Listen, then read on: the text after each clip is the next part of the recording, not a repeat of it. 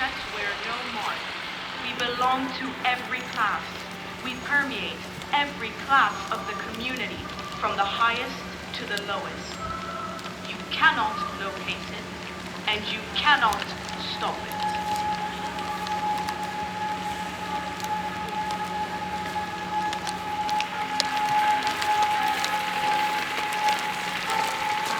They shall not grow old, as we that are left grow old.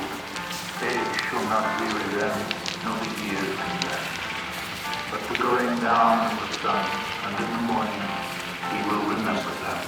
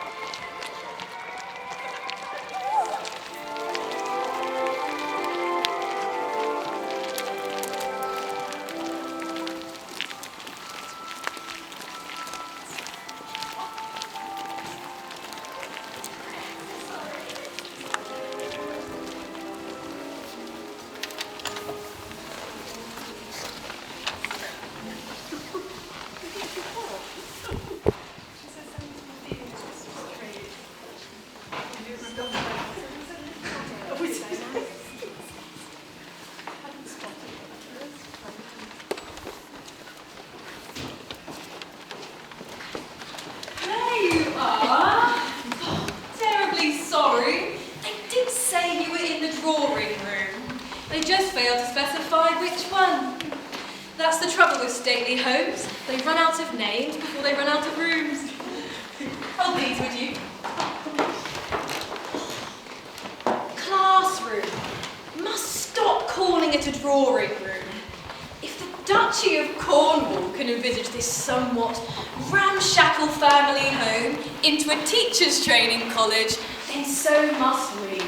And really, no central heating, coldest winter on record. That's basically every teaching establishment I've ever taught in. Although, I must say, I've never been in one with high ceilings and a bay window before. That's exciting, isn't it? I'm sure one of you fine young minds will be able to come up with a metaphor. Now, you have been waiting. The hour is late, and I know that many of you have travelled far to be here, so I will keep this brief. For those of you who I didn't interview personally, my name is Mary Dawson, and I am the principal here at Newton Park Training College. Our country has a shortage of teachers, and over the next 2 years, you will be given the knowledge and the classroom skills in order to impart it, and together we will bridge that gap. Lectures will start tomorrow in here, and no, that won't do. No, that won't do at all. It's not going to do. We must start as we mean to go on. It's not enough. Not anymore. We can't just bridge a gap. There are too many broken pieces. We must take those broken pieces and build something new. Knowledge isn't enough.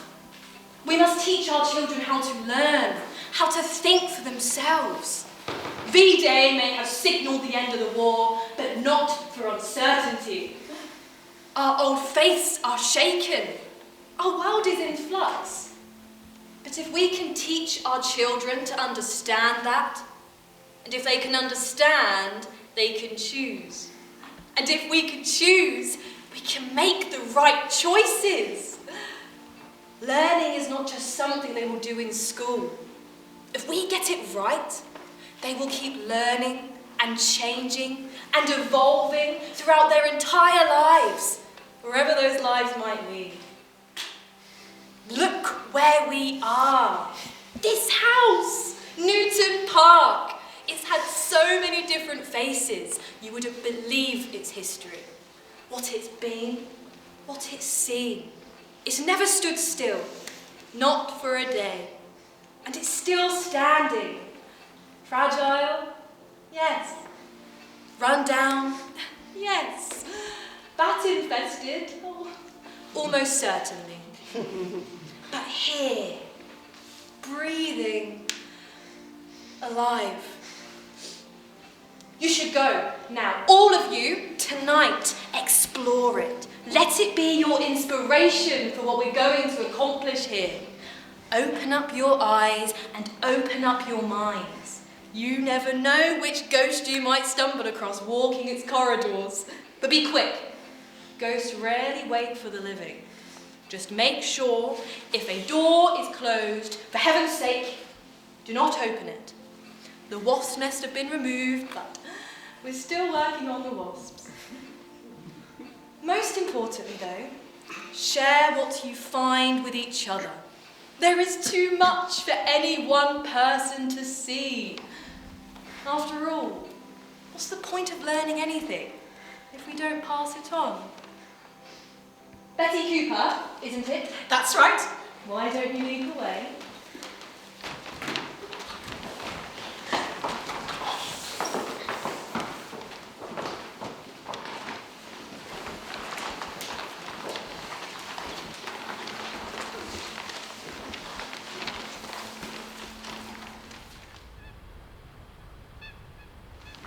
Miss Dawson, Yes. the lectures tomorrow. I was just wondering what time they started. Not sure you actually said. It's so dark out there, isn't it? Yes. Just because I don't want to be late, so if you could You just... can hardly see the Christmas lights. Have you ever wondered why the 12 days of Christmas fall on the darkest nights of the year? It's not a rhetorical question. Because of the calendar? You can do better than that. Well, our Lord Saviour was born on December 25th.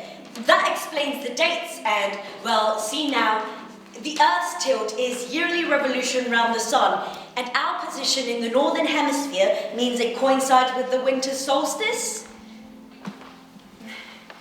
Excellent. All very good, and all very boring. I could read that in a book, which I would then close. Open up my mind.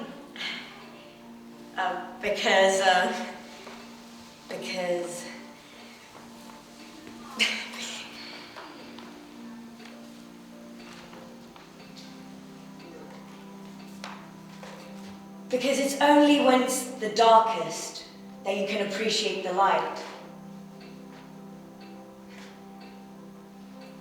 Is that the answer? Is that what you were looking for? No idea. But it's given me something to think about, hasn't it? Lectures at 9. Off you pop.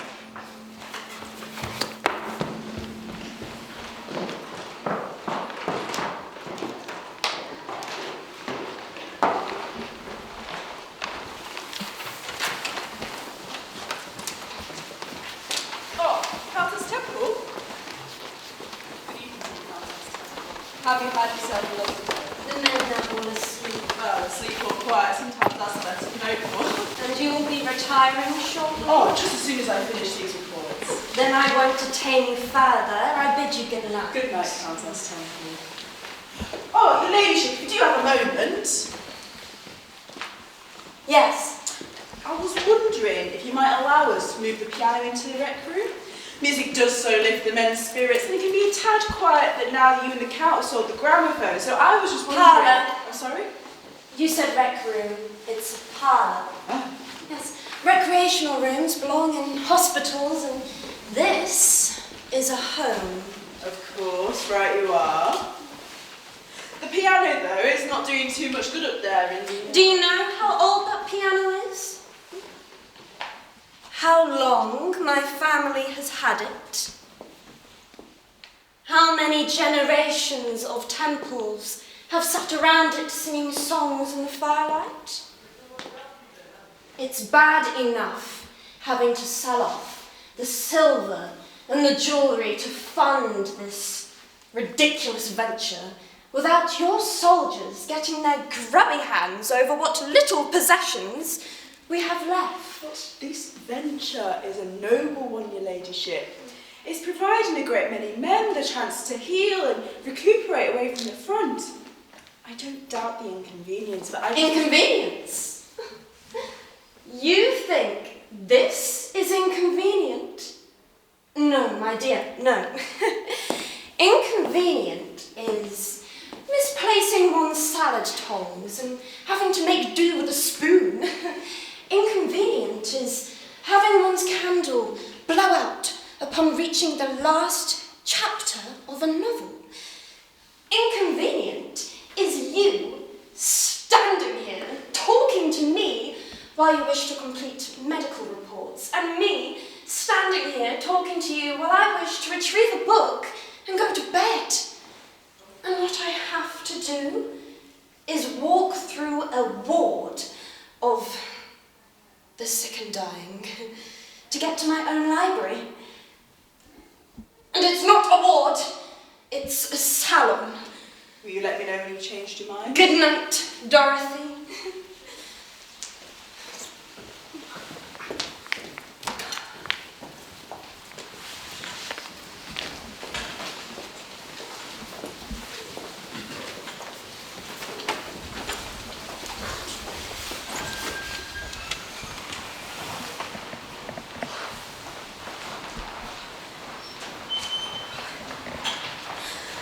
I remember when this room used to smell of freshly cut flowers. Oh, and now what? Oh.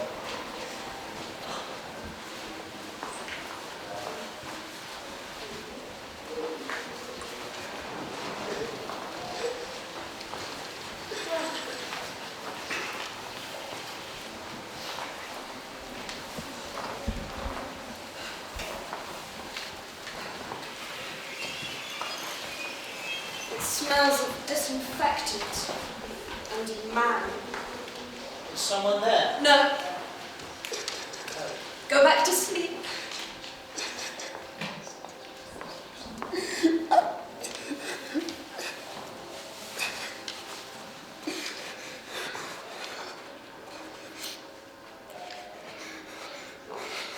Hello? Are you... I wasn't crying. All right. I wasn't crying though. All right, good. Shall I fetch a nurse for you? Are you not... Oh, my days. Countess Temple, I do beg your pardon. I didn't think... You don't usually come... Yes, well, it is getting rather late, isn't it? Why don't you get some rest and I'll... Can you do something for me? I'm going to fetch a nurse. No, please, Your Majesty. Your what? Majesty? No, the proper way to address me is... Well, actually, never mind. Please, I need to know. I need to know if they're sending me back. All the more reason for me to find a nurse, and you can ask her yourself. No, they won't.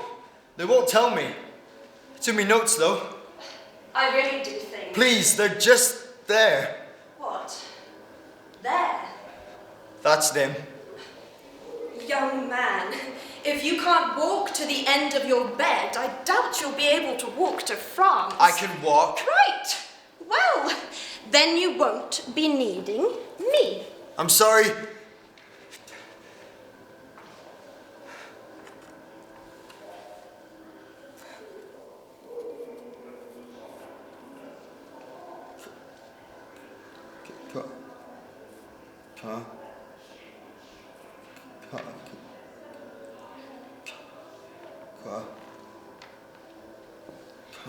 I'm Sorry. I didn't think. Family are dairy farmers, so they wouldn't never need. Of course. I know my name in that. I can write it, but I Oh, it's can't. good news. It is? Yes. It says right here, the lacerations to his arm still pose a risk of infection and are far too severe for active combat. You, young man, will not be going anywhere. Now, isn't that something? What? I don't see. What's wrong? I'm going back. No, you're really not. I have to go back. You don't understand. They're all out there. Me brothers. In the mud and the shit and the rain.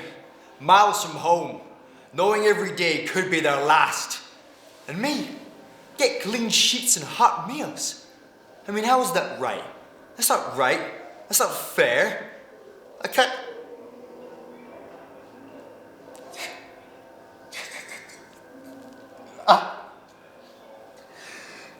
No wonder they sent me home.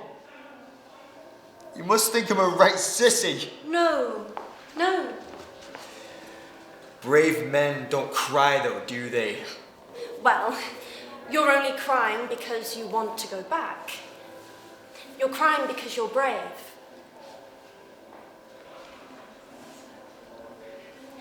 How many brothers do you have? Oh, 26,000. Give or take.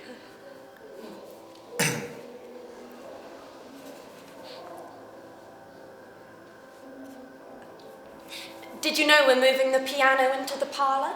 The where? The rec room. Oh, right.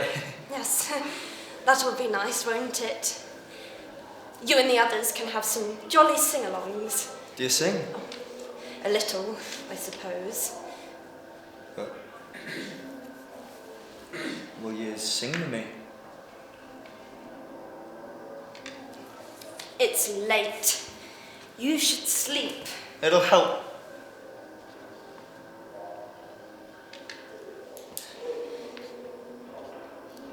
If I incur the wrath of Sister Edith, I'm holding you personally responsible.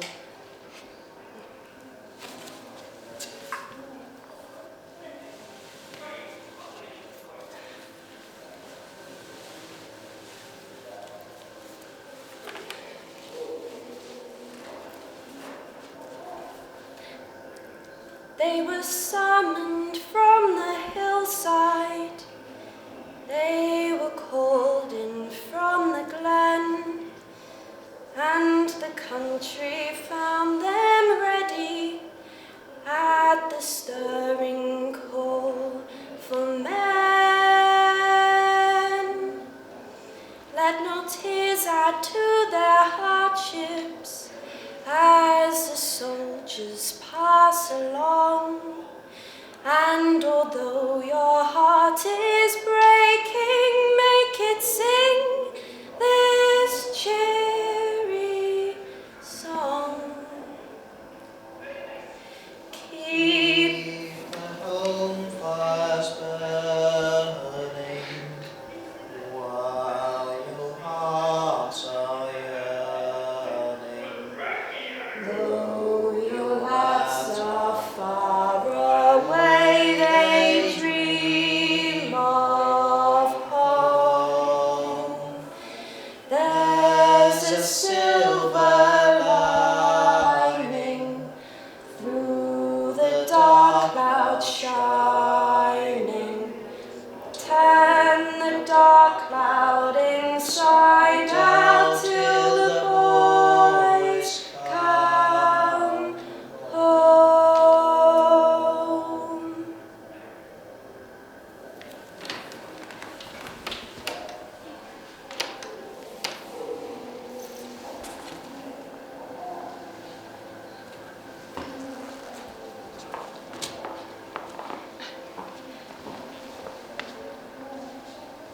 See that the piano is brought down first thing tomorrow. Yes, your ladyship. Or did you find a book? No need. I'll sleep soundly tonight.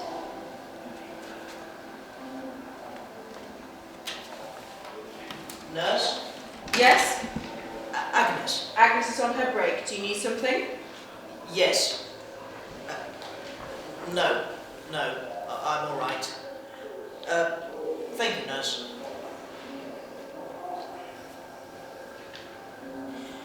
Were they your pipes I heard before? It was quite something, wasn't it? Never singing in the ward before. I ain't sang in a while. What you got there? Oh, my sweetheart? May I? Oh, she's a lucky young girl. Isn't she? How long have you two been going about? We're only 2 months. Before they shipped me out, that is. But we've known each other since we were 5. Childhood sweethearts. Aye. Without knowing who it was. She waiting for you back at home? Aye. Oh, well, that's nice. She can come visit you here. It's too far. I've said it's too far, and she's got work. She's in one of them munitions places. Clocks all the girls in and out. Dead organised she is. But they don't do much with giving time for yourself, and she's got her mind to look after. Well, she'll be as pleased as punch to see you soon, I'm sure. You can't have long left, dear, now. Aye? You'll be healed up in no time. Healed. Well, not.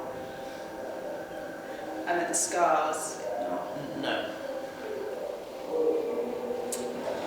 I should be going. She sent it to me. This week with a letter. What did she send? A photograph. Oh. Oh, I see. So she don't know about... She thought that the old one might have got a bit tattered in them trenches, so she sent me a new picture.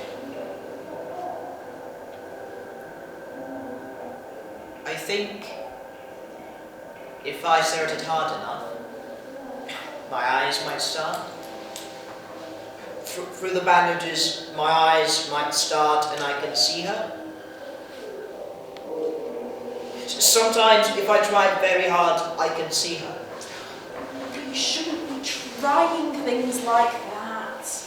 You're here to rest, not to strain yourself with worrying. You're fighting over things that can't be I fixed. stared at her picture every night. Was looking at it when that chill hit. Could only see it by the moon. Staring at her face, and then suddenly it glowed warm like a lamp. And then there was fire and rubble and nothing. Her face got burned into me, I'm sure. It's burned into the back of these bandages. But you're alive and you're well, and that's all any of us could ask for. What if... What if what now? What if she's changed? It's been 2 years since I've seen her. What if she don't look the same? What if she changed her lipstick or started wearing her hair different? How will I know?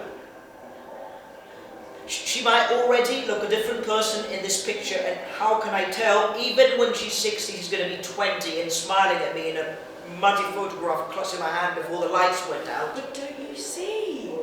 It's romantic, that is. Oh, she'll stay young in your eyes.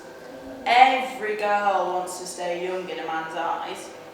I'd love to never grow old in a man's eyes, me. Not having to see me with all those wrinkles and worry lines all over my face. Oh, she'll thank you for that in years to come. What's this place like, nurse? Nurse. Dorothy. But the girls call me Dot. What's this place like? It feels large. Sounds and footsteps echo all over. All night they echo. Well, I'm not surprised. We're kept busy here day and night. It's very nice it is. Oh, the house belongs to Count and Countess Temple, and they've allowed us here to help soldiers like you. Men like you who need time to recuperate. So it's all very fancy. Fancier than anywhere I'd seen. At least it was until we came in with our camp beds and medicine bottles, so it's all a bit scruffy now. But we did try and spruce it up for Christmas, and we've got a tree out front. We did try and keep it nice, mind, but you young men can be a bit of a handful. And what's out the window? What could I see out the window?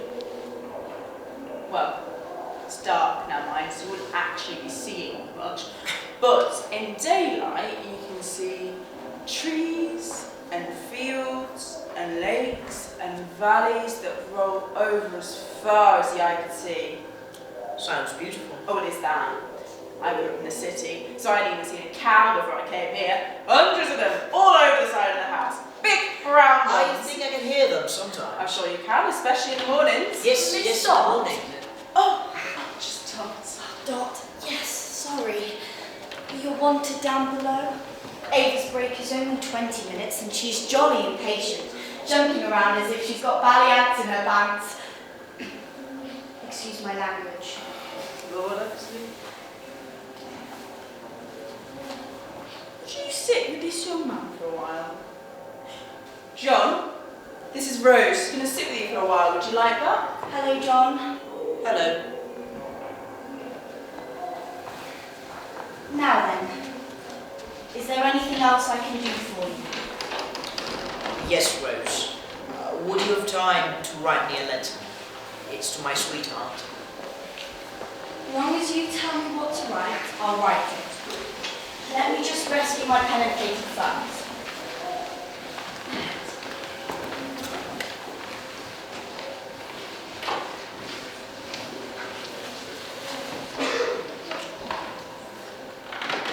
Nurse?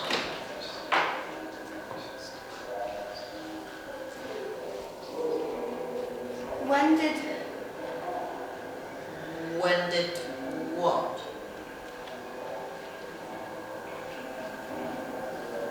Nothing. Sorry. Sorry. What were we? 56 Everton Road. Right, yes. Leek. Sorry, 56 what? Everton Road, Leek, Stubbs.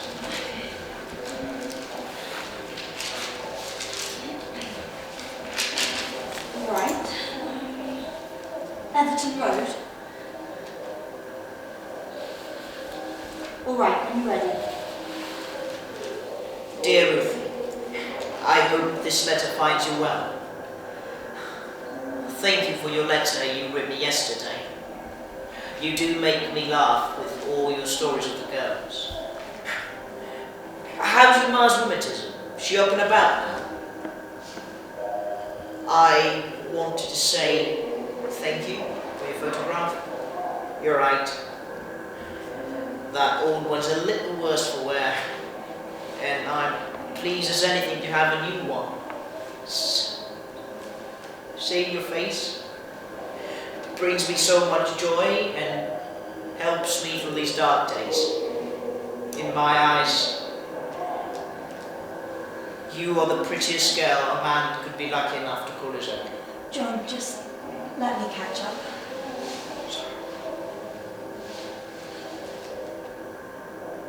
All right. All the lads are jealous of me, having such a looker as my sweetheart.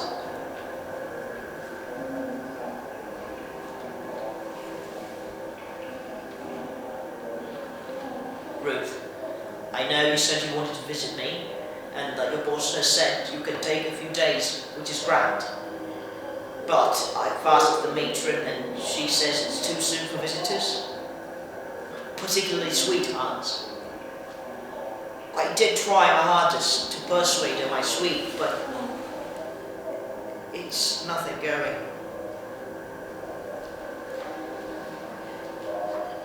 She's a stickler for rules and runs a tight ship. A bit like you, when your cousins come calling. I can't wait to see you smiling at me for real and hold you in my arms once more. All me love, your John.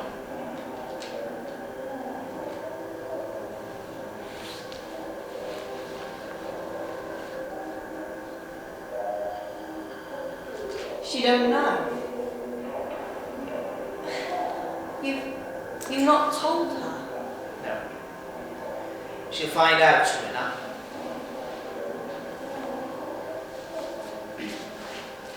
I'm going into town tomorrow morning. I'll post it then. Thank you. Good night, John.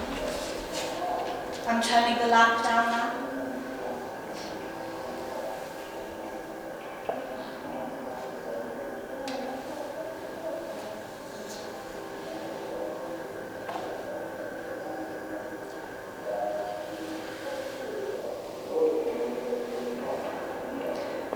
John.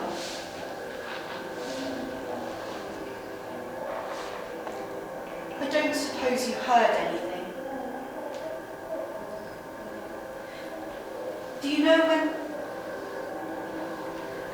what happened? It's best not to ask, Rose. You learn that? Best not to ask.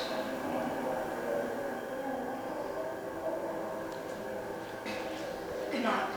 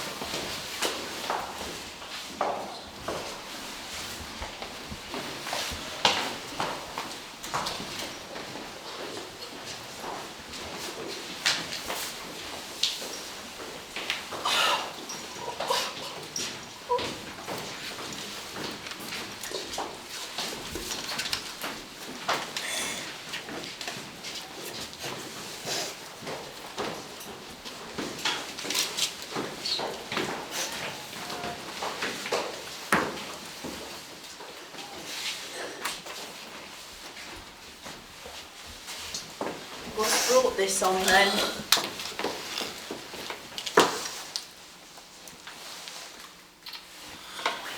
He was far too young. Wounds like that. He only said he'd last the night. We gave him 4. Did we do everything we could? Rose?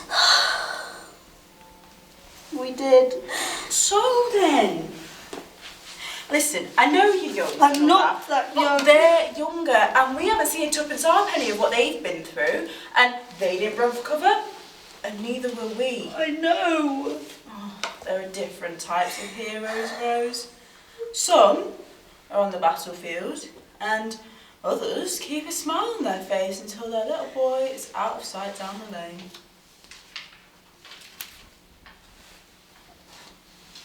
Do you know how old this building is?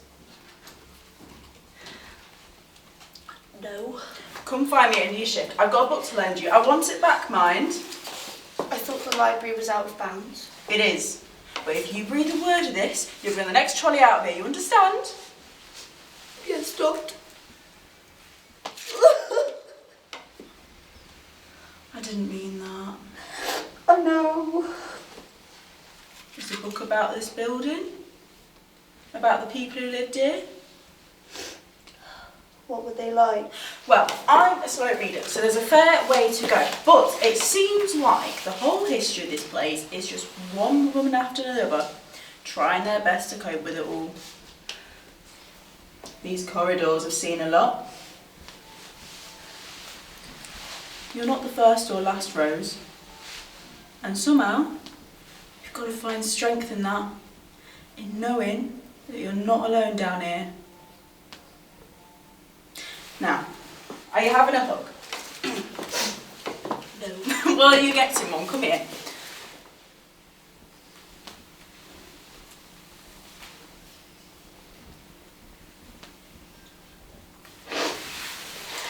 Do you know what you are? What?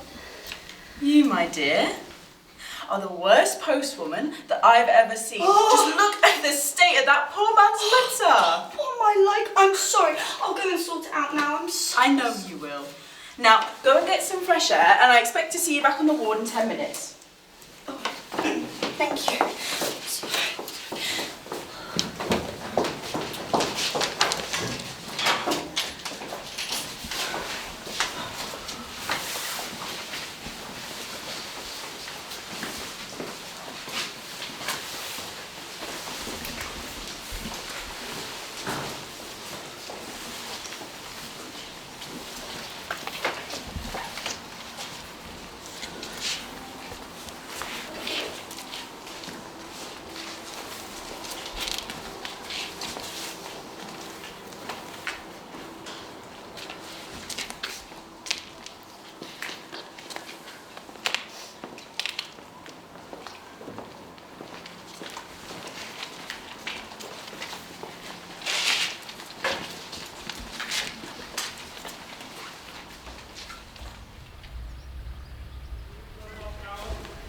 Mabel. Talking about the car. Dorothy, please.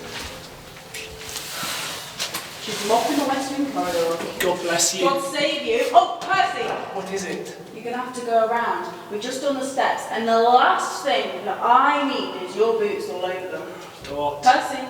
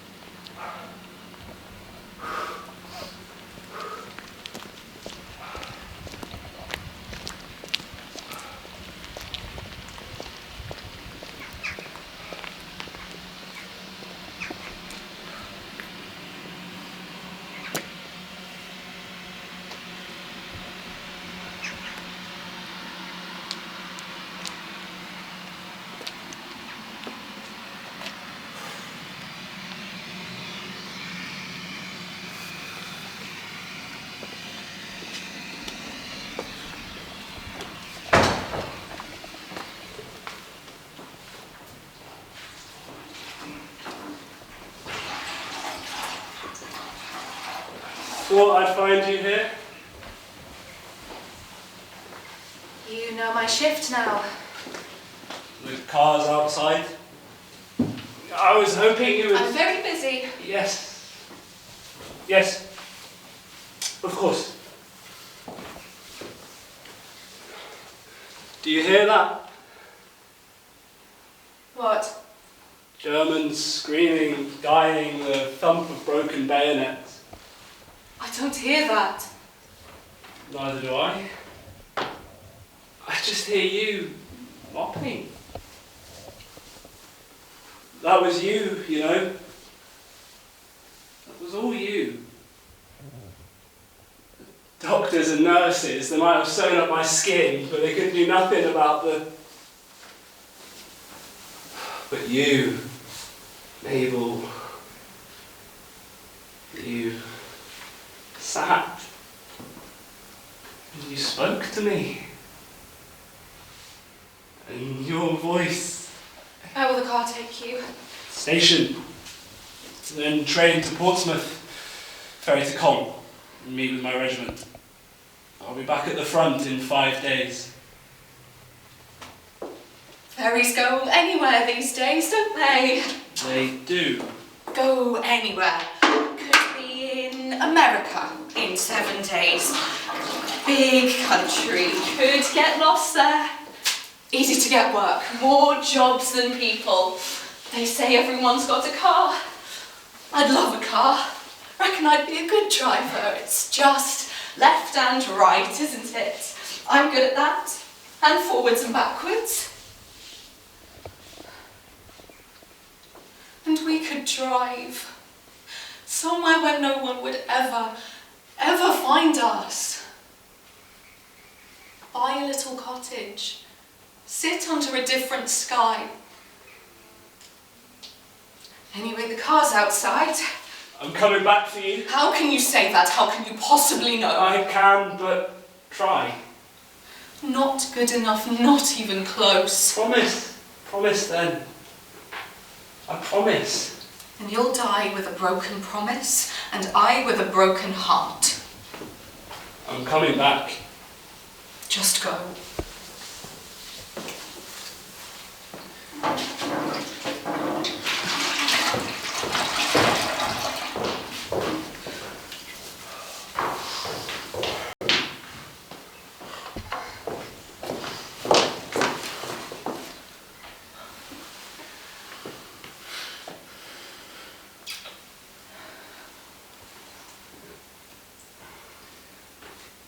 Told you I was coming back.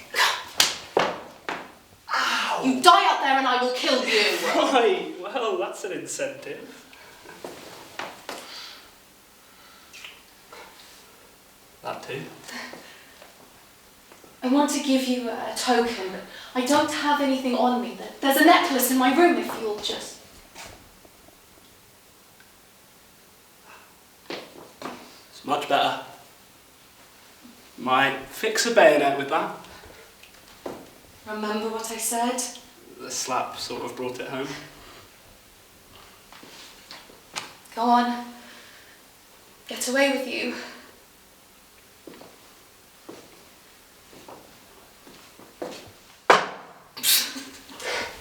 You daft bugger. Until we meet again.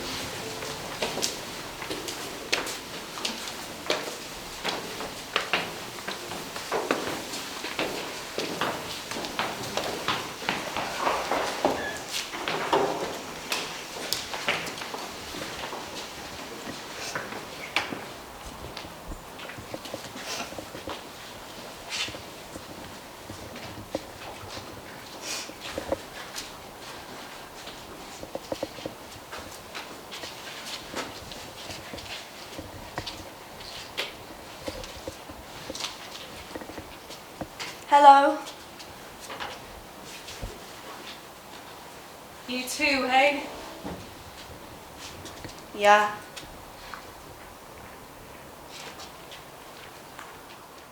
Can I ask you something? Of course. Does anything nice ever happen here? Food's not so bad. Is that all? More or less. I better be getting back. Oh, there was one other thing, though. Only happened once. So far. I shouldn't tell you. Why not? You're new, aren't you? How do I know you won't get us into trouble? Us? Who's us? Just some of the sisters. What kind of trouble? Sorry, I shouldn't have said anything. Mabel, please.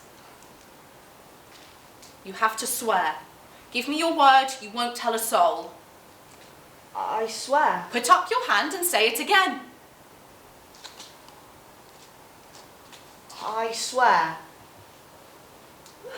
All right, fine. All right. So here's what... Come closer. Here's what happened. Me and two of the girls were down by the butcher's, talking to some of the lads, picking up one or two things, minding our own business, when this man walks along, crosses the street, comes right over. He's got a suitcase in his hand, brown suitcase, about this big. And he says, "How do?" like he's asking for directions. The other lads had wandered off, so it was just us and this man. He tells us he's a salesman, travelling around with the latest fashion in ladies' clothes. I tell him to pull the other one. He says he gets everything from across the channel.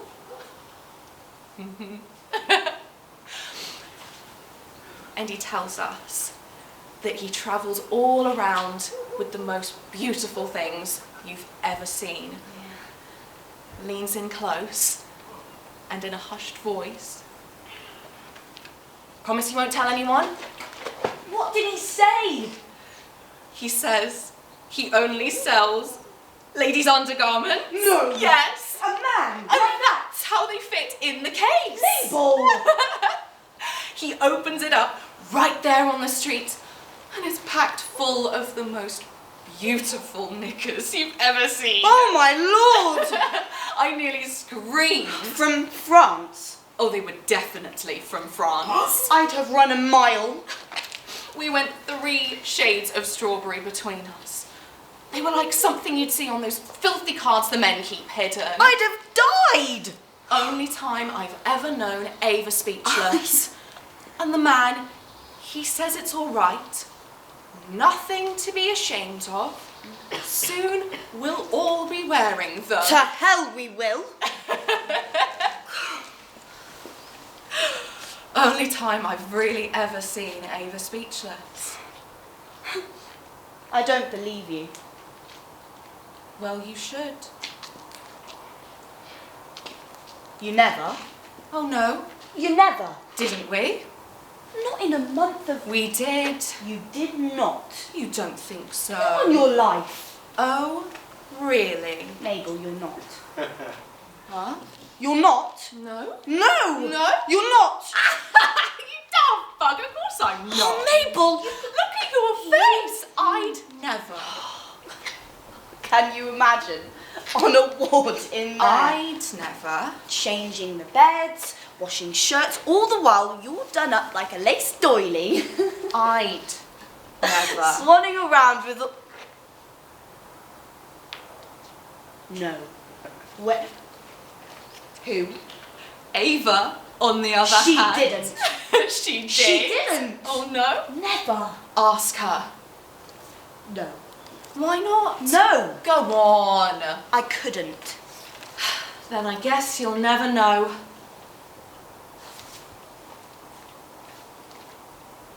Oh, fine. I'll ask her. Good. She'll like that. Yeah. Better run along. Break's over. Dot'll kill you. Blast, she will. She really will.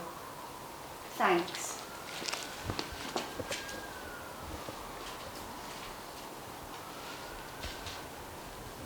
Thank you.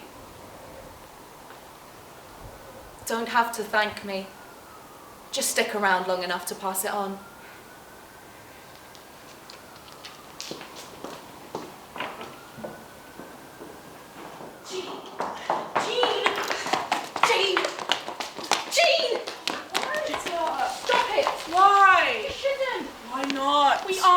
To drink, Oh, it's not. so what? Betty, you mustn't be so scared of breaking the rules. They're there for a reason, Jean. What reason? To stop us hurting ourselves. Hurting ourselves? Yes, mainly. I suppose some of them are there to stop us having too much fun. Well, I think we deserve a bit of fun every once in a while.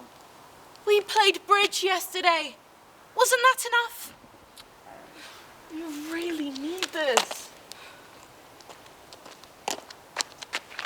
Come on, follow me. Where are you going? Not far, don't worry. Come along. But we aren't supposed to Oh, go. pull yourself together, Betty.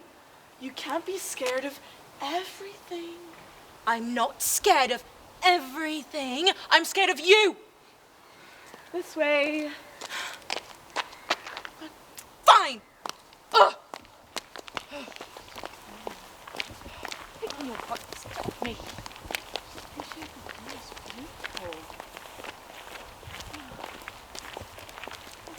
Can we go inside now? No. It's beautiful here.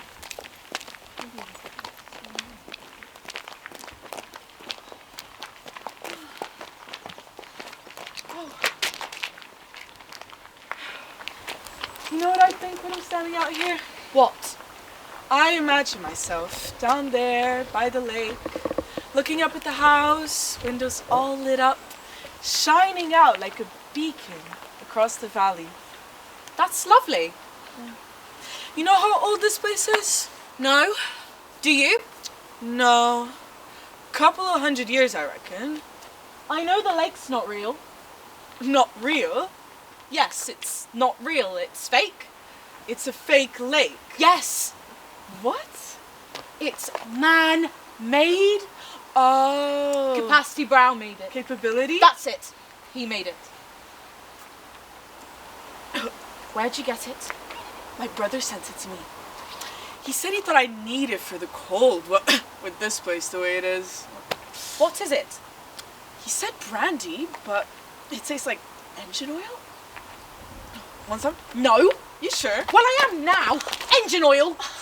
Not really. It just burns a bit in your throat. Ugh. Thanks for following me out here. No trouble. Are you coming?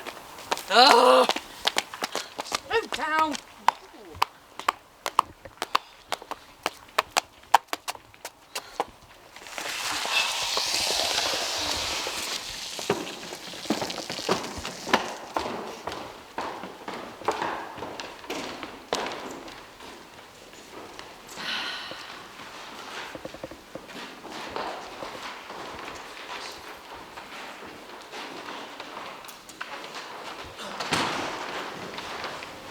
Jean, Yes, what? is there any left?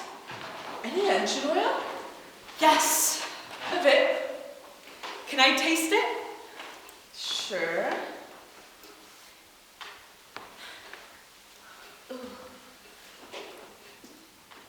Betty! Betty!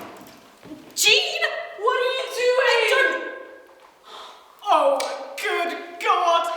Oh, God! Why on earth would anyone drink that?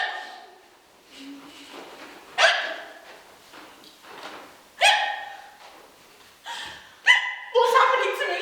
Nothing. My throat is on fire. Jean, is my throat on fire? No, no. Don't lie to me. No, Betty. Betty, calm down. How could you let me do that?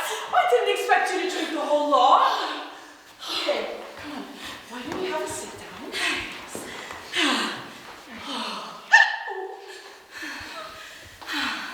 Jean, I'm feeling a little bit dizzy.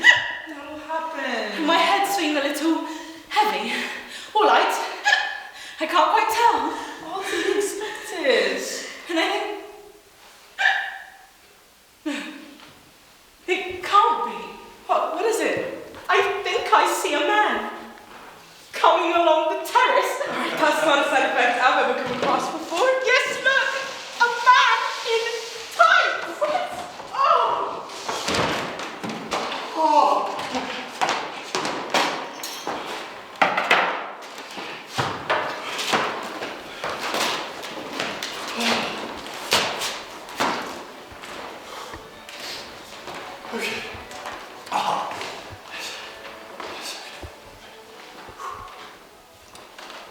Mom, Dearest Bridget, most dear of all my Bridgets, my lady, my love,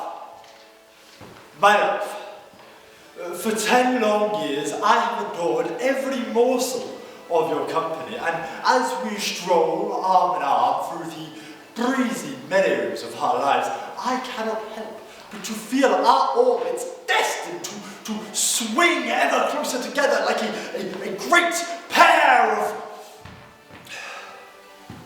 box. Oh, this is dreadful.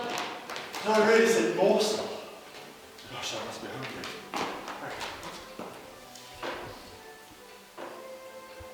My dearest Bridget, you are the apple of my eye, yes, the orange of my heart, the strawberry of my soul, and the parsnip of my britches. Yes. No, come on, Joseph. Concentrate, man. Back any second, okay. My dearest Bridget. My darling Bridget. My dearest darling Bridget. My Bridget. Oh, Bridget. Oh, Bridget. No. Listen here, Bridget. Now you listen here, old girl. No, God, you hate that. Perhaps merely Bridget. Ah. It's a simple Bridget. Oh.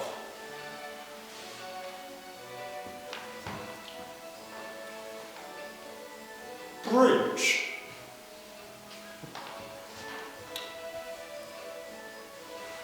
B. B, yes, oh my B, oh, how you have stung me with your wit, how you have lured me in with your sweet honey, and now I lay at your feet, your humble servant, to ask if you grant me the singular joy, my lifetime happiness. Oh, God! Woo!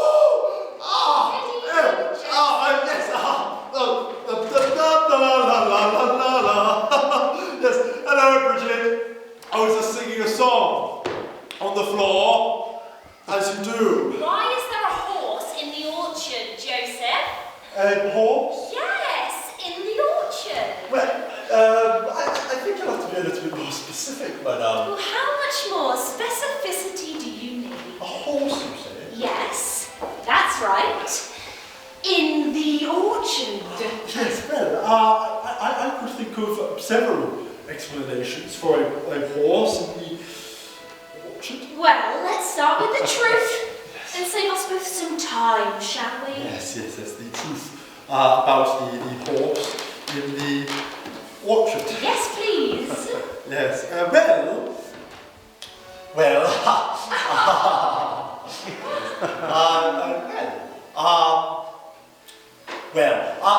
think that it is perhaps possible that... Will you stand up and stop rolling about on the floor? Yes, I'm up.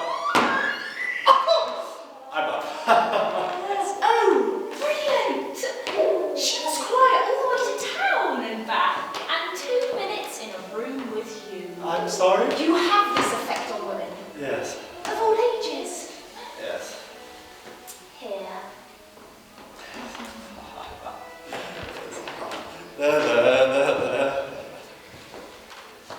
Capabilities staying this weekend? Oh, yes? Yes, Lord knows why. Well, indeed. He's bringing his little architect friend. Really? Yes, so I thought I'd invite a few other guests, if that's all right. He does go on. Yes, but perhaps a little. A little? No, he's about the most tedious man I've ever met. You know, it's lucky he's a gardener. I imagine most people won't have him in the house. Yes, who did you have in mind? Well, I've written to my mother. Good, yes. We haven't seen her for days. Father Gregory, of course. Or is it Father Clement? Which one do I like? Well, Father Gregory looks like he's being suffocated by his own shirt, and Father Clement looks like a thumb. Father Gregory it is. Yes, I'll have to fetch a few extra bottles then. Oh, and George Lucy's in the area, so I thought. What? No! Oh, do you remember George Lucy? Remember him? Bridget? No! Joseph! Keep your voice down! Why not? Lucy. Joseph. Never Lucy. Joseph, you can't be serious. It was years ago. The man is a cad, Bridget. A cad. I'm sure he's changed. Oh, men like that do never change. I think you're overreacting. Possible. He's running for Parliament, you know. So am I. But he hasn't tried it yet. This about 5th time is the charm, Bridget. I've told you before. He's good to come. He is a villain. He tried to steal you from me, and what's worse, when I caught him in the act, he didn't have the good grace to lie about it. My mother's quite fond of him, you know. Yes, well, naturally. But I tell you what, if we are to be invited to simply things your mother's fond of, I'll have a room made up for black cats and cauldrons then, shall I? Joseph. Yes, I am sorry, my darling, but that man is not setting foot in our house. Your house. Our house? No, Joseph. It's your house. Bridget. Oh, heavens. I swore I wasn't going to ask, but Joseph, Yes? what in God's name is this still there? Ah, yes, well, Is that a bird box? yes, actually, I believe it is, yes. Funny story, actually. I was, You know I was what? down. I don't think I have it in me just now.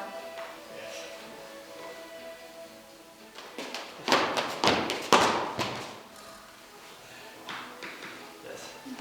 Bridget, wait. Good night, Joseph. Bridget, wait, I can explain. Explain tomorrow. That'll give you time to practice your story. But it is our house. No, it isn't. But it will be. Bridget. Bridget Glenn. My Bridget. Oh Lord, here it goes. Would you do me the honour, right this second, would you make me the happiest and luckiest man? Bridget, my darling, will you take my hand? Oh! John! Wait, no, wait, Bridget, I can explain. The horse in the orchard. It ran away because the axle of the carriage broke. What? I was going to take you for a trip around our grounds. If you had said yes, that's why the wheel isn't here, so I could bend it. But then I had to chase the horses 3 times around the lake, and by that point it was too late. Joseph. By the time I got back to the carriage, the bloody dove had escaped. Dove? Yes, I brought a dove. I was going to release it. At just the right moment, I would have watched as it had flown into the distance. Joseph. Yes, but as soon as we got out, we were really attacked by bats anyway. It would have been a bloody disaster. Look, the truth is, I knew Capability was coming this weekend. I invited him. I thought that... Never mind. Go on.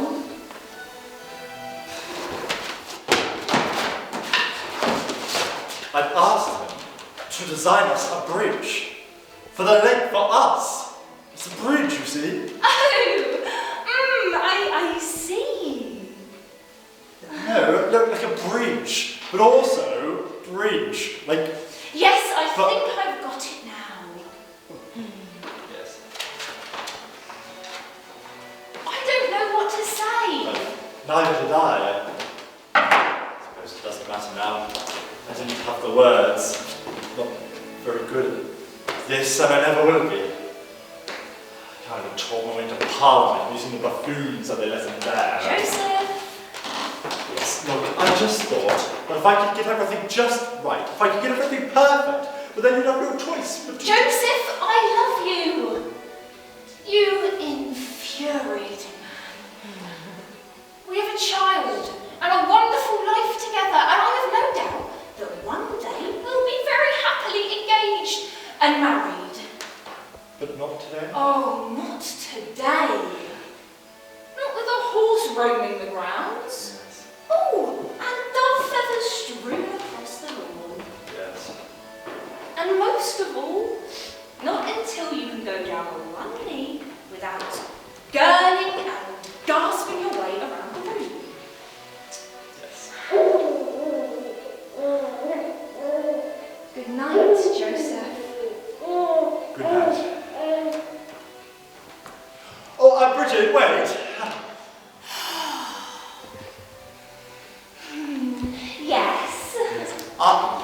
You will cancel those invitations for this weekend, though. Oh, Joseph. Oh, of course not, no. Oh, Bridget! I'd have thought you'd want to keep on my mother's good side just now. But, look, if that man enters this threshold, I swear, I will not... I will! No, you, look, if that man, I will not... Well, fine! Fine. Where are my jewelry pistols? Joseph. Joseph. Joseph.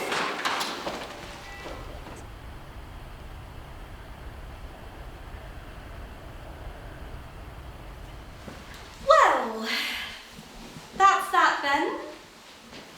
Can't say I mind. Never liked this place anyway. Nothing but cold and dark and dank and mud and fields. I'm relieved, I tell you. You ask me, one winter here where there's nothing to do from 4 in the afternoon and Lady Anna would have been running back to London. It's no place for a society girl like her. She needs stimulation. It's all for the best if you ask me. It is a crying shame. For your master, perhaps. Who are you writing to? My sister.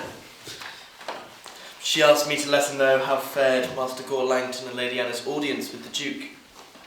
I was hoping to write with joyful tidings. It's a dash hard putting it down in ink. The poor master. Well, he should have known it was impossible.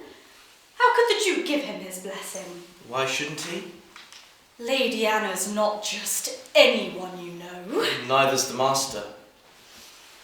Yes. But he's not titled, is he? He may have this house, and you may think this place is very grand.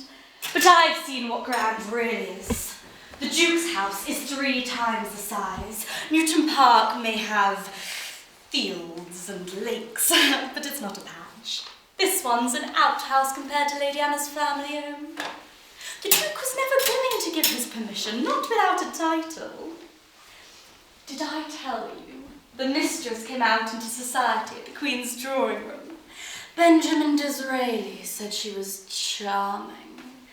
Charming, said by Disraeli. And what does all that matter? When 2 people are so in love. What's love got to do with marriage?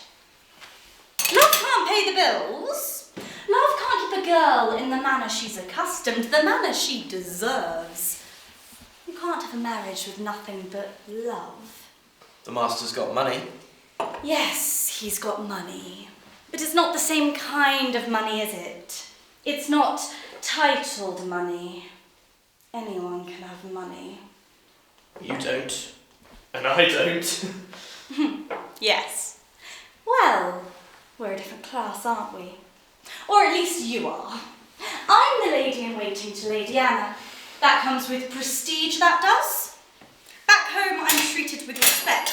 Even between servants, there's a hierarchy, what's right and proper. My man back home, he's a first footman. May even make butler to the Duke before he's 30. So I'm a higher rank than him then? No, he works for the Duke. You may be a butler, but here's not the same. I see. I am glad this has all worked out the way it has. He was going to take me to town to see the Christmas lights and eat chestnuts. I love chestnuts. Can't be doing that if I'm stuck here forever. Well, then it's all worked out for you then, hasn't it? It certainly has. That's not to say I don't feel for the two of them, mind. It's just I knew it wasn't right. In my bones I knew, and Cedric, that's my man. Cedric said the same. You got a sweetheart? Me? No. No one. Not even a local girl got your eye on? Farmer's daughter or such like? Well, there is this girl, but she's spoken for. Married? No, but she's got a fella. Well, if she's not married, she hasn't got him then, has she? There's still time. Does she know how you feel? Nah. She wouldn't be interested in someone like me. And why is that? She's a sweet girl when she wants to be. But sometimes she gets on her high horse. It's clear she'd never look twice at me. How do you know unless you ask? You don't ask, you don't get. The mistress is big on that. Says that all the time to me, she does. Daisy, the thing you've got to understand in life is you don't ask, you don't get. And where's your mistress now? Packing, I shouldn't wonder. Her father's asked her to return home immediately. We'll be leaving by first light, I'm sure. It is a damn shame. I've never seen two people so in love. Well, I can't wait to leave this place. Get back to the grand house. The sooner the better. Well, from what I've heard, there won't be a grand house once the Duke spends what remains of his money. What nonsense are you talking about? Anyway, I better act lively. You don't know what to do with himself, and no mistake. I don't think Lady Anna will have the same trouble. No. Well, after you.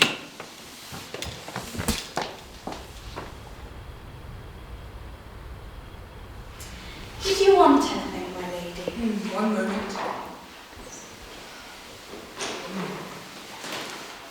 Listen to this, Daisy. In this style you argue tyrants of every denomination, from the weak king to the weak father of the family.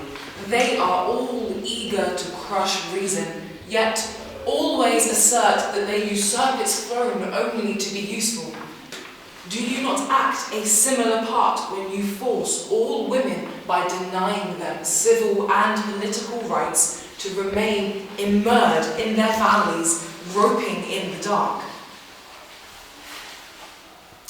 What do you think of that? I'm not sure I understand, my lady. You do understand, Daisy. You are just used to saying you don't understand because as women, we are not meant to understand. We are merely meant to smile and shake our pretty heads and leave the learning to the men.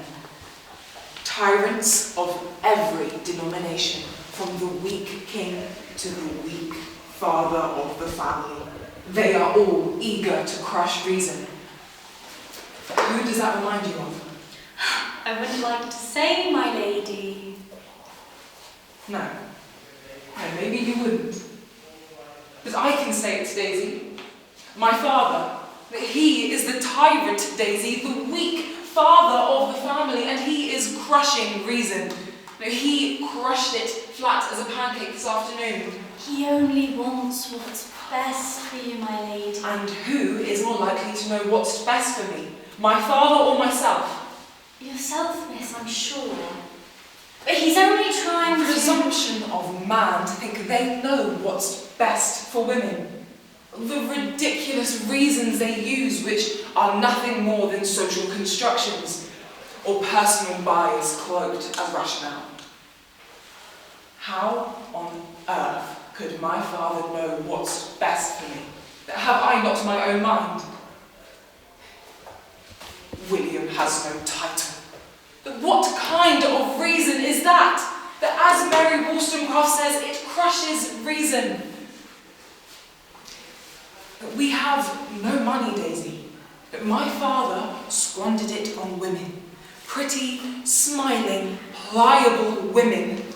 And to say that William can't keep me in a manner which I am accustomed, even if that were true, to imply that I am so backwards that I cannot learn a new way of living is damn insulting. My lady! Sorry, Daisy, but men swear, so I don't for a minute understand why I can't. Yes, my lady, but... You've heard him today, Daisy. The boorish hypocrite. The things he said about William. To his face. Poor lamb. Maybe it's for the best you found out now, miss. Before your love affair could get any deeper. And this way you'll be home to spend Christmas with your family. Your Aunt Celia's bringing your cousins this year. You know how you love to play and read with them by the fire. Oh, yes, Daisy. And we'll sing carols, and we'll play party games, and we'll all fawn and caress and obey every whim of my father as if not a damned thing has happened. No, as if my life has not been ruined by the prejudice and caprices of hypocritical old man. My lady mistress, you cannot speak of the Duke in that matter. I can speak of him any way I damn well please. I am denied my right to choose because I am a woman. Do you not hear how utterly ridiculous that is? That man must decide for me, and that I am left groping in the dark, not knowing what to do or where to turn. However, that I know for certain that I will not be returning home to play blind man's bluff amongst a household of seeing blindness. You mean we're not going back home? We are not, Daisy. But where are we going? What are you going to do? I have not yet decided, but I know I cannot look my father in the eye again after this. Perhaps your aunt would take you in for a spell. I'm sure in time things will cool and we can all return to the way things were. There are plenty of other highly eligible men, all desperate for your hand. But I don't want them, Daisy. I want William. I want him more than breath, Daisy. He is whom I have chosen. Yes, my lady. But the sad truth of this world is sometimes we cannot always get what we want. And why is that? Because that's the way the world works, my lady. That is the way God made it. That is the way that man made it. For women, Daisy. Well, I am done with that. Go down to Master Gorlangton and tell him I wish to speak with him. What are you going to tell him? I don't know. But I shall not sit here helpless and pathetic. No, it does not suit me. Go fetch William, please. I shall be here reading when he is ready. Yes, my lady.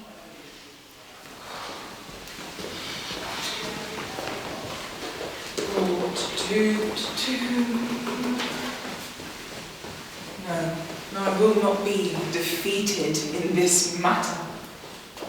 I do not accept it.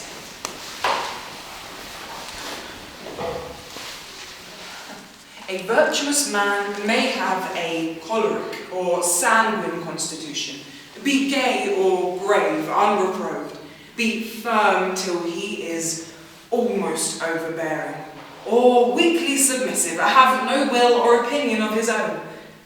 But all women are to be levelled by meekness and docility into one character of yielding softness and gentle compliance. That is certainly true. Well, I refuse to be levelled. I will not be meek, and I will not be docile. I will be myself. There is nothing else I can be. The year is 1846, and it is time to effect a revolution in female manners, time to restore them to their lost dignity, make them as part of the human species, labour by reforming themselves to reform the world. It is time to separate unchangeable morals from local manners.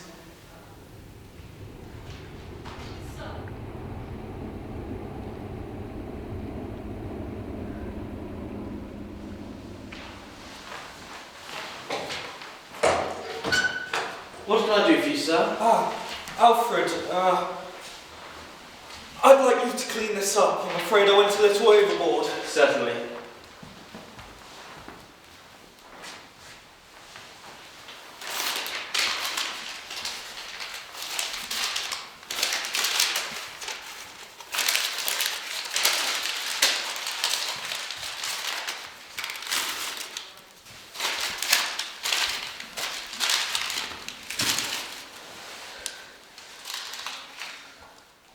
If you don't mind me asking, sir, how are you feeling?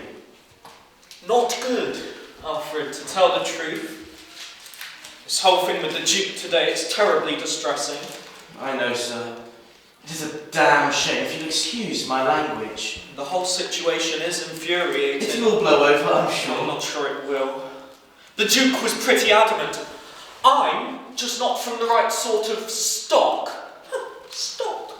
Even now, I bet my hat the Duke is regretting his decision and sent messengers to tell you both so. Yes, well, I'd like to think you're right, but you didn't see the man, Alfred. He was raging like the Bally Ocean. All storm and tempest. I've never seen a man's face go so red. How Anna could stand there so calm with all that blowing in her face. Although, I tell you, if she hadn't been there, I could have found a few choice remarks to say to the Duke, considering his indiscretions. But as it was, she took it upon herself to do so. Every arrow she slung at me, she stood there like a shield and shot right back. Hit the centre of the target a few times, I'd say. But calm as anything, she is marvellous. These young ladies nowadays are forthright and no mistake. Yes. Yes, and Anna more so. She'd face down Attila and all his bally Huns if she had the opportunity. But she couldn't change his mind. Sadly not. She tried damn hard, but he wouldn't hear a word. I suppose she's up there packing now, is she? Yes. Daisy says they'll like to leave at first light. Are they? I see. I see. Well, if that's what she wants, I can't change her mind. Me, I don't mind a jot if I end up in the Duke's bad books, but Anna, she would have to sacrifice so much. Her family, her position in society, no, it's too much to ask of anyone. Well, perhaps you could write to the Duke. Get him to reconsider. What do you think all that paper is? I have written and rewritten that letter, and every time I get to the end, just think of Anna, what I'd be asking of her if she were to marry me. Oh, if only I had a damned title. If only I had the family.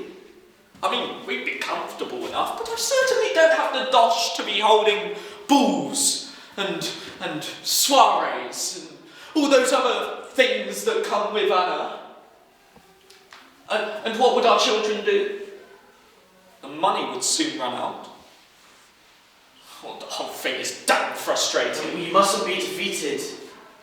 If you'll pardon me, I've never seen two people as in love as you both, sir.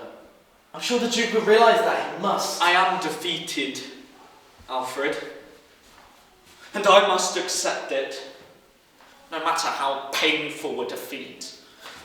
I have, unfortunately, been shot through the heart. And I'm currently bleeding out on the battlefield with no hope of salvation. There's nothing I can do. She is up there packing right now. She is to walk out of my life, and I must let her. No matter how painful it is to do so. It is a damn shame. It seems we were destined to be one of those fated couples, Alfred. Romeo and Juliet. Tristan and Isolde, Troilus and Cressida. I'm sure it's not so. Alfred, I am furious. I tried to stay reasonable, but feel this rage bubbling inside me. The things I could say to the Duke. Perhaps I should try writing to him again. No, it is no use, and I would only come to say something I'd regret. The thought of leaving her makes me balk. Balk, Alfred. She cannot leave tonight. She cannot. It will break my heart. 'Tis torture and not mercy. Sir?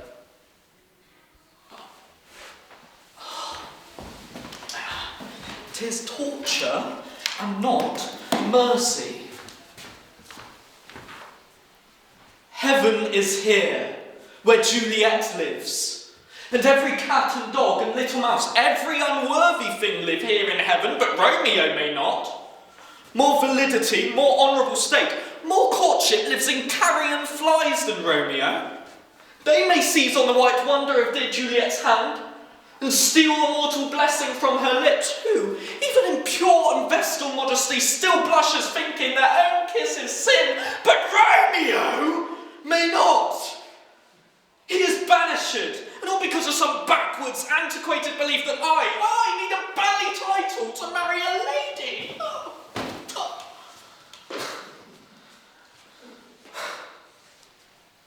I believe things will turn out all right in the end. But perhaps Lady Anne will defy her father. She is the sort of woman to do so. No, she would be risking too much. Juliet did so, and look how that turned out. No, I must bear it, Alfred. It is the only way. Some things in this life are not meant to be.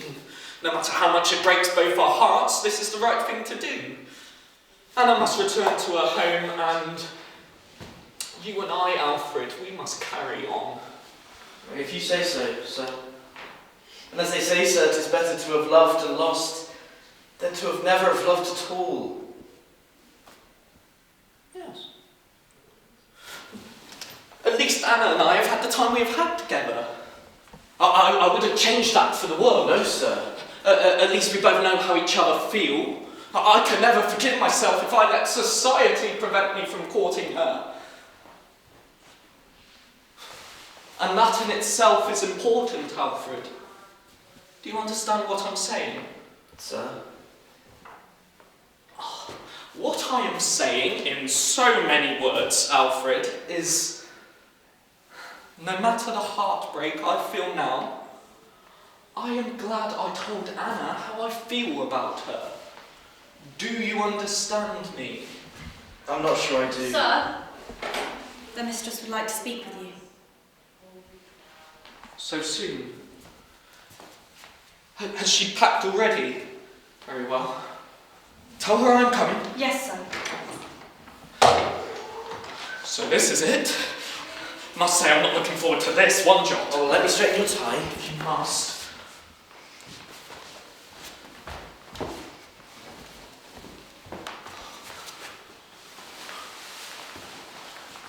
Good luck, sir.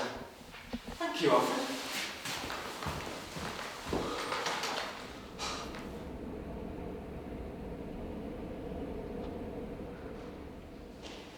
He is coming, my lady. Okay.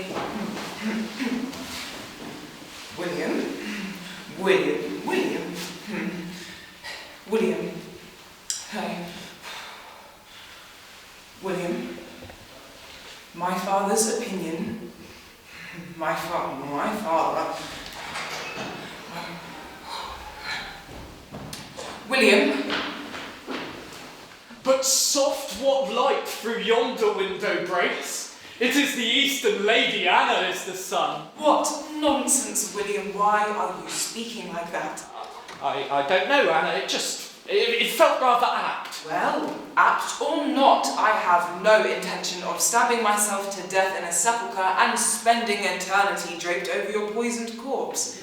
So please do leave the amateur dramatics and let's have a rational conversation about all this. Yes, of course. Rationality. The silent killer of romantic love. That may well be, but sometimes it is necessary. Particularly at this point in time, we have a problem, William, and it is important that we discuss it. Very well. If we must. Although it is damned frustrating. Certainly is. Oh, before we begin, may I make a request? What is it? That if you are set on having this conversation, you could descend before we begin. Oh, I often feel you are far above me, both intellectually and in temperament, Anna, but to have it so clearly manifested in our current tableau, it's giving me an unbearable crick in the neck. Oh, William, I do love you. And I you. Although I'm not sure how much good that does either of us. One moment.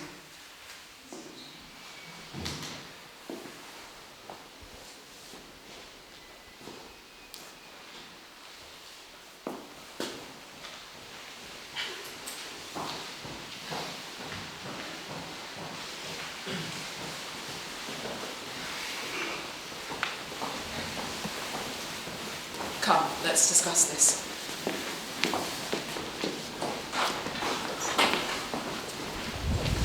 So this is it? It looks like it. Look, Yes, I know I don't mean nothing, but your man I is... am looking forward to seeing him. I'm sure we'll be back there in no time. There's really nowhere else for her to go. I'm sure. Look, I just wanted to say... Yes. No, it's all right. No, what? What? I just wanted to say... I mean... You hold your nose up at a lot of things you shouldn't. And sometimes I think you should just get off your high horse and realise your feet are on the ground like the rest of us. Okay. What I mean to say is... Underneath, when you're not being like that, that is. What I mean to say is...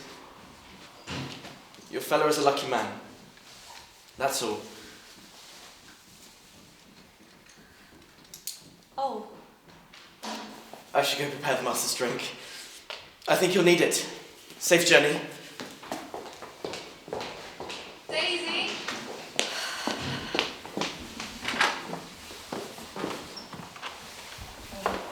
Make sure that we aren't disturbed by anyone.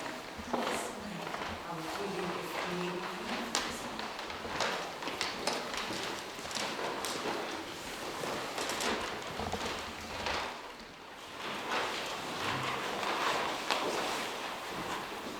So, Yes? my father has refused to give us his blessing. I am aware of that. If you remember, he said some rather unsavoury things to me. Oh, and I am sorry for that. The stupid man is so short-sighted, he sees nothing of what the world is and should be. Only his own small-minded biases. Yes, well, bias or not, it's damn frustrating. It's not only frustrating, William, it's infuriating. I am so angry I could spit. I've been trying to write to your father all afternoon, to couch it in some sort of way that he might accept me as a son-in-law.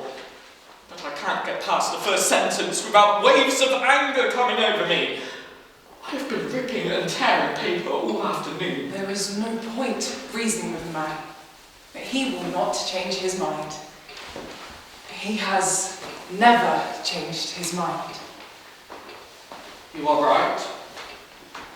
Of course. I thought it was one last desperate push, but you are quite right. A decision has been made and we must come to accept it.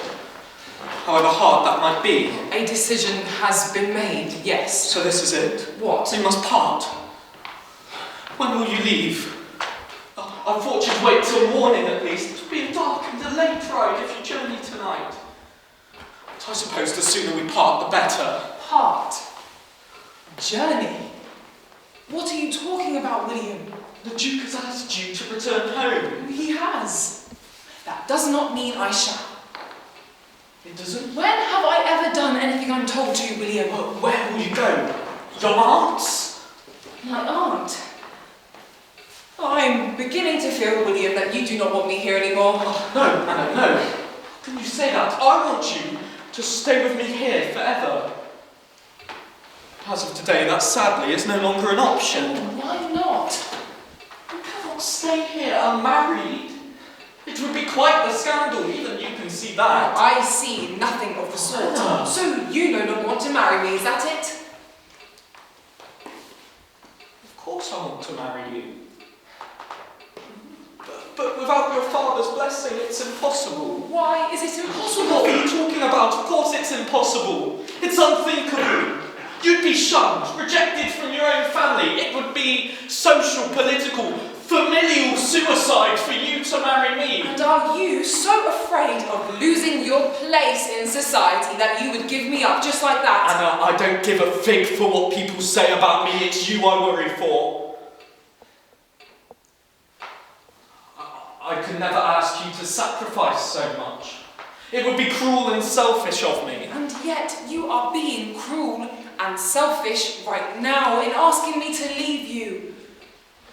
No, this hurts me more than you can possibly imagine. I am trying to save you, Anna. To save you from the regret you may feel if you were to marry me. To save you from the pain and suffering you may feel in years to come. I have never asked you to save me, William. I have never had any interest in being saved by anyone. And the presumption of you or any man to tell me what will or will not benefit me, or to decide my life for me under the pretense that it is to only save me from myself, is unbearable. I will not suffer it. It is my life, William, not yours. I am responsible for the decisions I make, and the decisions I make are for what I believe will improve my own happiness. Now, if you cannot accept that, then I have no interest in marrying Anna, you. forgive me. Of course I can accept that.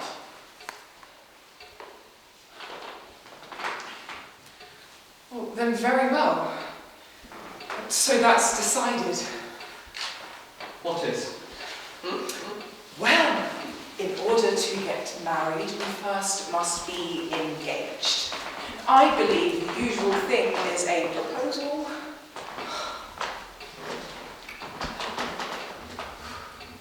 Anna, I love you more than life itself, but I cannot ask you. I can never forgive myself. You are a coward, William. I know I am.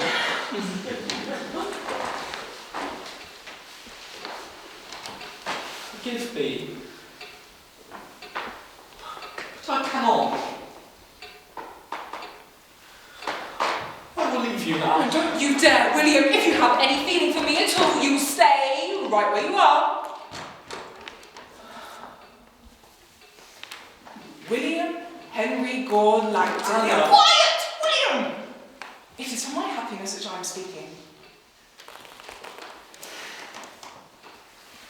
I have loved you since the moment I set eyes on you. That you are strong and kind and allow me to be myself, which is something I will forever be grateful for. Now, I think you have known me long enough to know that I do not care a jot what people think of me.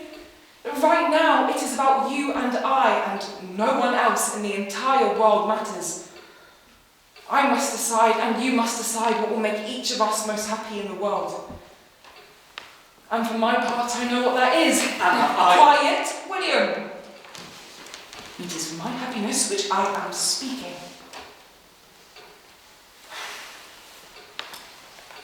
William Henry Gore Langton. The man I love more than anything else in the entire world. Will you do me the honour and consent to marry me? Oh, Anna! I cannot rise, William, until you give me your answer. Oh. Anna.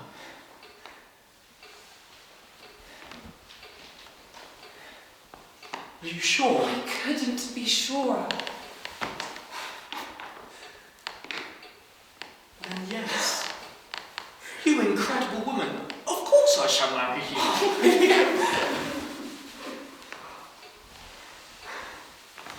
Come, I shall help Daisy unpack your dresses myself.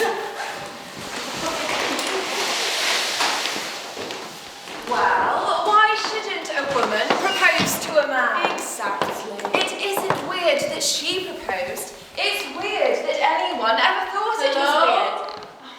There's nobody here. I'm quite sure. So what happened? They married? Of course. Nothing was going to stop her. Are you sure? And what about her papa? Well, she didn't give two damns what he thought and made that quite clear. Eventually, he had to accept it and struggle to live it down for the rest of his life. Look, will one of you please tell me why we're here? Darling Charlie, all will be revealed. When? Carry on, Constance. What happened next? They were married, and despite his lack of title and pokey little house, lived perfectly happily in each other's company. In this very house? Indeed. But why are you telling me this, I hear you ask? I didn't ask. In 1866, precisely 20 years into the blissful marriage that Our Lady Anna had initiated, two signatories clear on a rather important document. What kind of document? A petition. What kind of petition? The first woman's suffrage petition. So you mean? The lady who once lived in these very rooms was one of the grandmothers of our cause. Oh, right. Well, I must say, I was expecting more of a reaction. Yeah. Oh, I'm sorry. I'm just not as comfortable breaking and entering as you two. Well, we don't usually bother with the entering part. So who lives here now? Her grandson, Algie, and his wife. I'm going to go find someone. But why? Because even if we could find our way back home, it is beyond freezing, and I value my toes. But we've only just arrived. And I enjoyed your history walk immensely, but some of us were digging up the garden at Charlie! Listen. What is it? Won't you reconsider? Reconsider?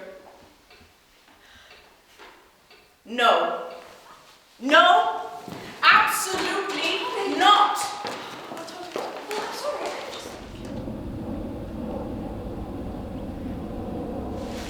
Charlie!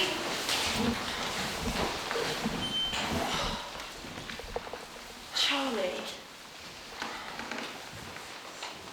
How many times must I tell you I won't do it? Won't you at least discuss it? What's to discuss? I've listened, I've thought about it, I've reached my conclusion. Why not think twice? Think twice? Did Annie Kenny really just advocate thinking twice? We need you, Charlie. There are too many cities, too many towns and villages, there are too many women out there that need us. That need you. No. I am not like you, Annie. I cannot do it. Even the thought of it, the crowds, the eyes all looking up at me, the dreadful silence, the waiting. I'll lose my tongue. I cannot do it. Charlie. Listen, you know I am no coward. You know what I've been through. Arrest me, brutalize me, force a tube down my throat, but don't ask me to speak for the cause. I cannot do it. I wish to God I could. Do you? Do you wish that you could? Of course I do. You know I do. I watch you two standing up there, filling rooms, halls, town squares, the crowds all captivated. I sometimes watch you two change people's minds, actually change their opinion. Not just encourage them, but convert You can them. learn. I'm not talking about technique. Well, yes, you are. No, I am not. It is like a barrier, a physical obstacle that I cannot overcome. Then let us help you over. Look, Charlie, do you trust us? Of course I do. You know I do. I'd follow you two into the charge of the Light Brigade if you asked me to. You know that.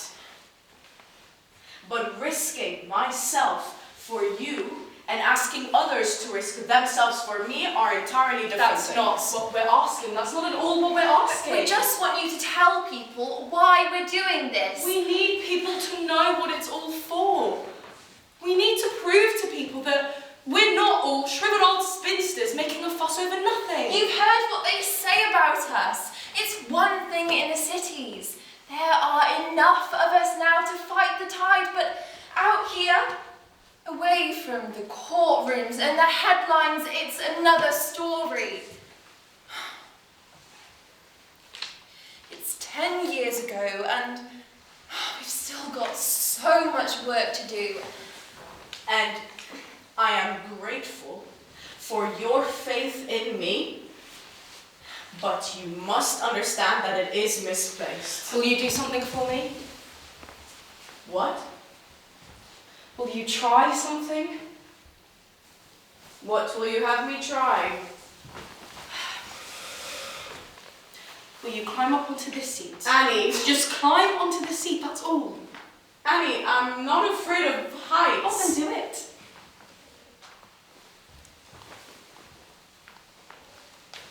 Here you are. Fine.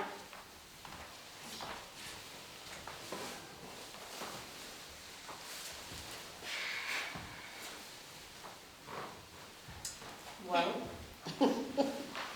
Close your eyes. What for? Just close them. All right. Now, all I want you to do is picture yourself in a small village. In Bath Easton, perhaps, or somewhere similar.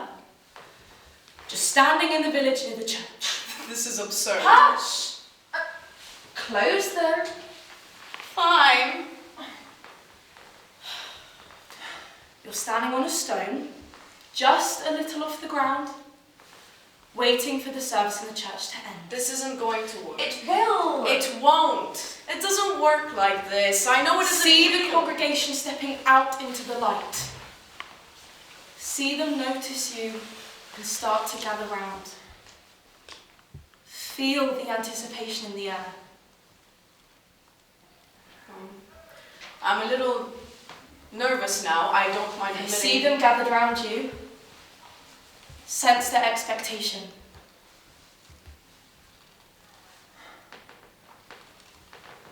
Oh, God. What are we fighting for, Charlie? Votes for women. And why do we want the vote? Why do we want it? I'm sorry, I can't. No, I can't. I am sorry. You can. You have to find someone else. I'm sorry. All I see is how much they dislike us, how affronted they are. I know they won't listen to me. I'm the embodiment of our motto. Deeds, not words. Let me throw a brick, smash a window, spoil a round of golf, but please. Why are you happy to do those things? Because this is important. Because we have to make them listen. Who? The government, Asquith, Churchill, all of them. Why is it important? Because we deserve to vote for the people who run our country. Because we pay the same taxes as men, but have no say in where those taxes go. Because the way it's always been done is no excuse. Because women who say they don't want to vote don't know any better, and someone needs to teach them. Which women? All women! Suffragettes wear no mark. We belong to every class. We permeate every class of the community, from the highest to the lowest. And because of this, the men of this country are discovering it is absolutely impossible to deal with it. You cannot locate it, and you cannot stop it.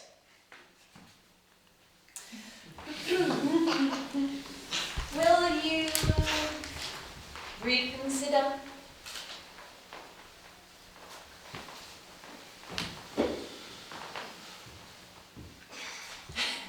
I hate you. I hate you too. Come along, let's find a ride home. You two have got to be back in the garden before long.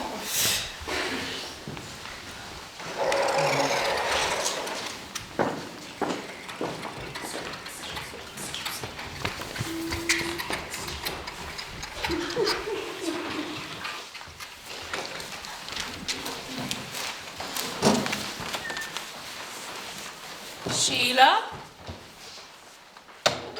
Sheila? Stop shouting! Miss Dawson will have you. Where are you? Down here. Oh, I've been looking for you everywhere. I need your opinion on something. Oh. This Christmas card. My watercolours dried out, so I had to... Wait, have you got something behind your back? What were you... Is it a present? No. Sheila. Maybe. Who's it for? Not saying. It's a secret. Is it for me? We're exchanging gifts in 2 days. Can't you just wait? Does that mean it is for me? No, Ellen. And if it was, I wouldn't tell you anyway. I wouldn't want to ruin the surprise.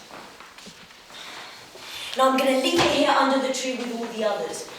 And you're under no circumstances to touch it. Fine.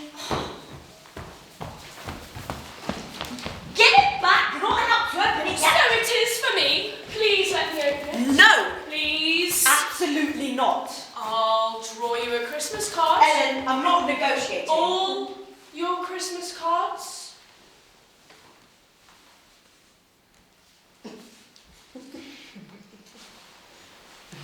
All of them? Everyone. Well, I suppose a couple of days won't make much difference. Yes!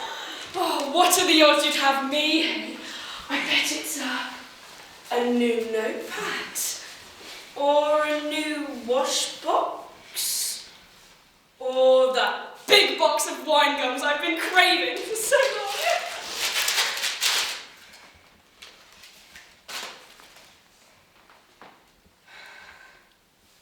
Well, do you like it?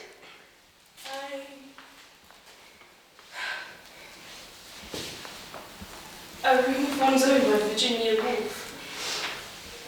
I couldn't afford a new one, but I think it's nice sometimes to know that other people have read it before you. Other hands on the pages, especially a book like that about that sort of... Look, Helen, you can say if you don't like it. It's beautiful, Sheila. What's wrong? Nothing. Why are you crying? I'm not. I mean, I am clearly, but it's just...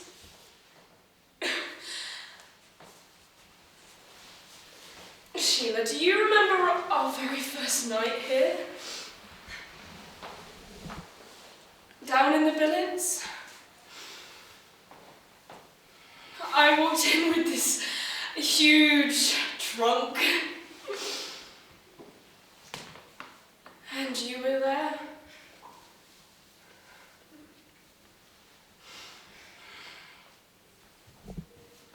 Unpacking. And then Miss Dawson popped her head around the door to say hello, and we said we were both scared because neither of us had ever been away before. Not really. And then she said, ladies, living your life to its full potential begins with acquiring a room of one's own. You cannot stand on your own 2 feet until you have somewhere to stand. Crying at Christmas? How awful. Place like this? I'm sure these walls have seen an entire lake's worth of tears at Christmas. Perhaps. Come on, Ellen. Let's go find the others.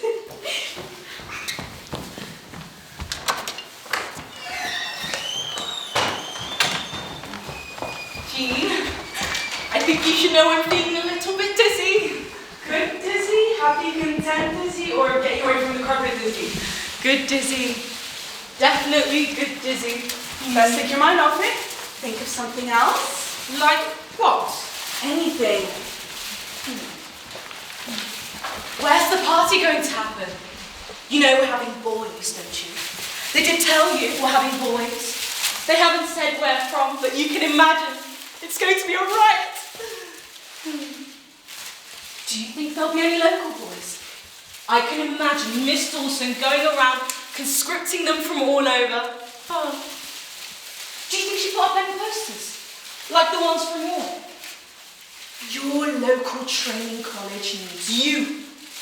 Women of Britain say, please. I wonder what the boys are going to think of the place. Men, Betty, we're having men over and we're women? Oh, no thanks. I don't know why everyone insists on being women, or even worse, young women. I'm perfectly happy being a girl for a while longer. Thank you very much. Well, I think that might change when the boys arrive. Jane! When are we finishing these? As soon as Ellen and Sheila show up. But we can make a start. Oh, I love Christmas. This place is perfect for Christmas. It feels like Christmas, doesn't it? God, I hope it snows. Can you imagine sitting at that window in a snowstorm, watching a blanket the whole family? I like it better when it's frost, when the grass crunches and snaps your galoshes. First thing in the morning. What is it? I forgot my galoshes! Oh, goodness, Betty. I knew there would be something. I'll need them, won't I? Winter in this place, I'll need galoshes. I'm sure they'll have some in town, or you can borrow Sheila's. I hope so. I don't want to miss out on any lovely walks. Miss Dawson's always saying the walks and things are the most important part. There's just so much to explore. She did say in my interview that it was beautiful, but I just assumed everyone must say that about their schools. Where was your interview? In town, near the station. Mine was here. Where? Here. Well, over there actually. We couldn't come inside because the floor was still up. So we sat out there on deck chairs in the sun. My parents were all in their Sunday clothes, trying to make a good impression. And there we were, sat outside in deck chairs. Well, they certainly knew where you were. I barely got a word in. Miss Dawson told them some story about a woman who used to live here. One of the first suffragists. Suffragettes? No, that's what I thought. Apparently, the suffragists came first. And supposedly, one of the main ones lived here, at New Park. Really? So Miss Dawson's just a little... Oh, jolly good. Can we help? Yes, come on, we don't have long. There you go. Let's go. Chop, chop.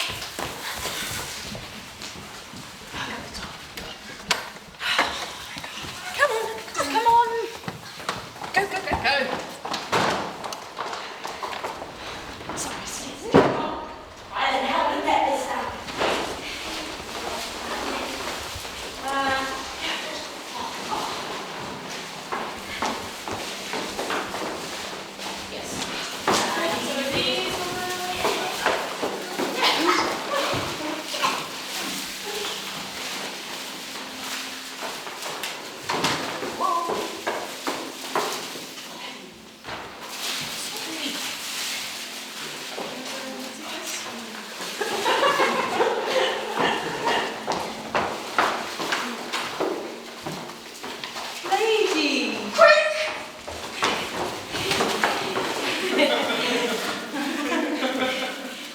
Well, do you like it, miss? It isn't quite finished, but it will be. Yes, it will be. Right away. What did you make that from, ladies? Old books, miss. Books. Yes? You cut up books to make this decoration. It was my suggestion, miss. Yours? Yes, I thought that... What did you think?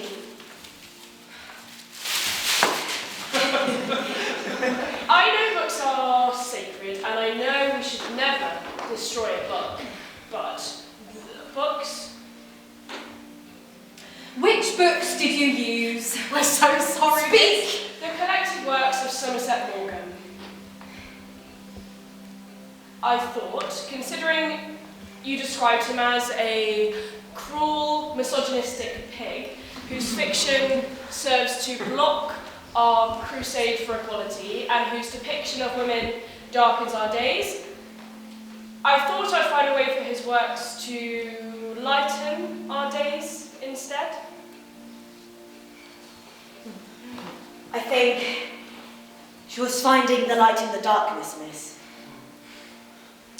I suppose every rule has its exceptions. Every rule except one. And that rule is that carol singing practice is mandatory, and every one of you is required to be there at once. Merry Christmas, ladies. Fill your hearts with glad thoughts this season, and your stomachs with as much as you possibly can. And return next year with more stories to tell.